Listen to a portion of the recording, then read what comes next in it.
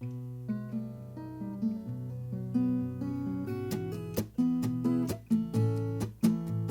sit down on the train with my big pocketbook, the guitar, and a sugar-free drink.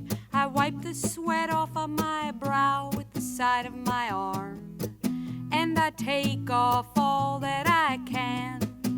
I am trying not to have a bad day.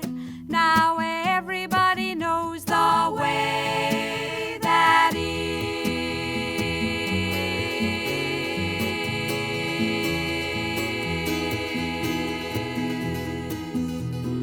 Even though my baggage and I are using up a two-person seat, I'm not trying to be funny, but the guy who sits down next to me is even bigger than that.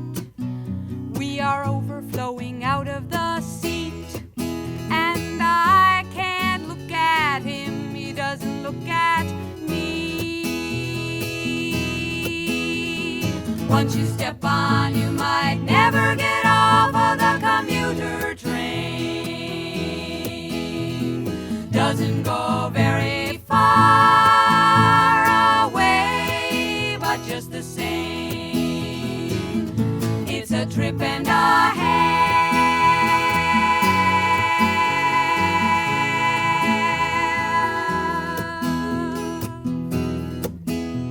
My face is pressed up against the window, and through it I can see the reflection of the train. I spy on the big guy sitting next to me. He's drinking 2 beers and reading the New York Post, trying not to get in my way. Now everybody knows a kind of day that is.